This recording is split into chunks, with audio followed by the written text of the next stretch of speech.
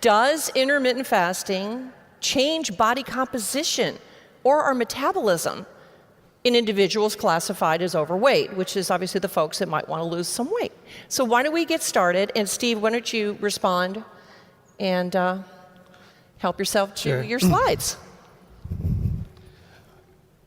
Before I show you my first slide, I think I should also have a personal disclosure that I'm typically a breakfast skipper, but every now and then I do eat breakfast. So. Can you hear him okay now? Can everybody hear me? I'm going to bend this a little bit. Pretend you're like a rock star, because you are. There we go. All right. All right. So, like I said, I wanted to compare and contrast calorie restriction with intermittent fasting, and hopefully you'll see why I do this by the end of this brief talk. That's it. So, the good, the bad, and the frustrating. The good. As most everyone in this room is aware, the history of calorie restriction is fundamentally positive in the effects that it has on lifespan. We know across a wide variety of species, calorie restriction has been shown to extend both lifespan and health span, or healthy lifespan. In humans, what you see is that when you compare countries, individuals who eat the fewest calories, particularly Okinawans, the island off of Japan, have the highest proportion of centenarians and the longest lifespan on average. Compared to Japanese, compared to Swedish, and compared to the United States, you can see the effects of calorie intake with the individuals in the United States eating the most calories. So this is partly evidence to suggest that there's a connection here between calorie intake and lifespan. Well, what about in preclinical models? I know my friend John doesn't agree too much with these types of models, but this was a fascinating study to me in that it showed that, what do we see? That we see that with calorie restriction, that the maximal lifespan is extended dramatically. And that's true whether these animals are sedentary or they're exercising. With exercise, there's an effect on the average lifespan, but not on maximum lifespan, suggesting that the real driver of healthy lifespan is calories, okay? Now, these data come from a study that I was involved in and had the good fortune to be one of the primary interventionists at the Pennington Center. On the left, what you can see is the effects of it was a 6-month randomized control trial, the first randomized control trial of calorie restriction in overweight adults. So participants were randomly assigned to control, American Heart Association, a calorie restriction group, 25% calorie restriction, a calorie restriction plus physical activity, 12.5% reduction through caloric intake, and a 12.5% increase in energy expenditure, creating a 25% energy deficit, or a low-calorie diet where they consumed approximately 890 calories until they lost 15% of their body weight. And the reason I wanted to show you this was because you can see in all three of the calorie restriction conditions a reduction in DNA fragmentation, suggesting that there was less oxidative damage as a result of these regimens. There was somewhat of a reduction with the American Heart Association diet, but it wasn't statistically significant. Now, on the right here, what I want to show you is that over a 1-year period, what we find is that energy deficits that are induced by either exercise or calorie restriction had very similar effects. So in this case, the individuals were randomly assigned to increase their energy expenditure by 20% through exercise or physical activity, or reduce their calorie intake by 20%. And as you can see, the effects are very similar, suggesting that it's the energy deficit rather than calorie restriction per se that had these effects on the DNA damage. Okay. So those are the positive sides. The dark side, as I say, related to calorie restriction is probably most of you are aware, with weight loss comes not just loss of body fat, but also loss of fat-free or lean tissue, which results in a slowing of the metabolic rate. Even more concerning, potentially, is that the slowing of the metabolic rate is even greater than what would be expected for the loss of lean tissue, which we term metabolic adaptation. And then we also know that long-term adherence to calorie-restricted diets is notoriously low. So just to show you from that same study, the calorie trial, here's the weight losses, and you can see that approximately 30% of the weight that's lost with calorie restriction is from fat-free mass, with a similar amount, but maybe a little bit less from the group that engaged in calorie restriction plus physical activity. The group that had the low-calorie diet actually had a little bit greater reduction in lean tissue compared to these other groups, at least from visual inspection.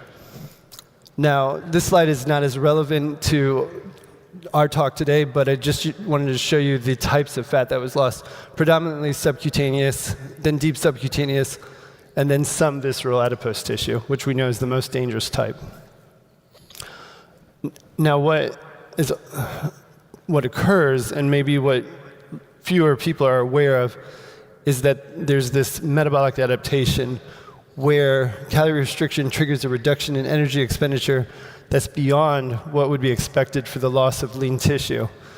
That means that it's fundamentally harder for an individual to maintain weight that's lost because their metabolism is so much lower than what you would expect would occur after the loss of body weight. And so you can see in the calorie restriction group, it's about 140 calories per day versus the calorie restriction plus exercise, 120 calories per day, and the low-calorie diet, 130 calories per day. And then this slide just shows you the strong connection between fat-free mass and energy expenditure, with fat-free mass accounting for 86% of overall energy expenditure. So it's truly important in this equation. Now, while I was at the Pennington Center, I worked closely with computer programmers and Dr. Kathy Champagne to develop a computer tracking system for individuals who were assigned to diets of different macronutrient composition, to make it as easy as possible for them to record and monitor their calorie intake over a 2-year period. And what we found, as you can clearly see, this study was conducted at the Pennington Center and the Harvard School of Public Health. As you can clearly see, and not surprisingly, unfortunately, over a 2-year period, there was a dramatic decrease in utilization of this system, which was disheartening because we spent, like I said, over a year to develop this system. And so you can see that really it's difficult for people to engage in calorie restriction, or at least to follow a program over this long period of time. And I thought, well, maybe one of the popular diet gurus knows the answer here. So I looked in the literature and I came across this study, which I thought was fascinating. And in this study, participants were randomly assigned to one of the 4 popular diets. And as you can see here, again, adherence declined as a proportion of time, starting within the first few months. It didn't matter if the participants were assigned to the Atkins diet, the Zone diet, the Weight Watchers diet, or the Ornish diet. And by the way, this is a scale with 10 representing perfect adherence and 0 representing no adherence to the assigned diet. So by the end of really 6 months, the vast majority of participants are not following any of these types of diets. Okay. So that got me thinking, based on these experiences, well, maybe there's a different approach. Maybe there's an approach that could be taken that would help individuals maintain their lean mass, and it could also be followed over a longer time period. And so I started thinking, well, is there an effect of this intermittent fasting that we've heard so much about over time on body composition? Now, I know we briefly mentioned it, but there's 2 fundamental types, or 2 popular types of intermittent fasting. The first being time-restricted feeding, where an individual will engage in fasting for approximately 16 hours per day, or alternate day fasting, where every other day they fast. Okay. Why do we want to consider this? I covered mostly, but it's important to consider alternative dietary approaches, because we know that it's very difficult for most individuals to follow a diet over the long term. And as John mentioned, really the goal is, what's the best approach for an individual is the one that they're going to follow over the long term. But I want to point out that intermittent fasting is actually not really a new kid on the block. When you look over history, we as a species have typically consumed 1 or 2 meals per day, and it's only really starting in the 1600s that we've consumed 3 meals per day. So the idea that this is somehow unhealthy or unnatural is not really the case when you look from a historical standpoint. But more to the point of this question, and what the focus of my review article, which I had a number of great co-authors involved with, was to really understand the effects of intermittent fasting, time-restricted feeding, and alternate day fasting on changes in body composition, in addition to the science related to all the physiological changes. So without further ado, I want to show you evidence from 15 clinical trials. So here, and I think this is probably my most important slide for this question, what we have is the findings of 15 randomized clinical trials looking at the effects of time-restricted feeding or alternate day fasting, modified fasting primarily, on changes in body composition. And what I want to highlight is that in the time-restricted feeding groups, the primary finding that I think is of most importance here is both the fact that there was significant fat loss and there was not significant loss of lean tissue in the 5 clinical trials that have been published to date. There may be more, but these were the 5 that I was able to identify.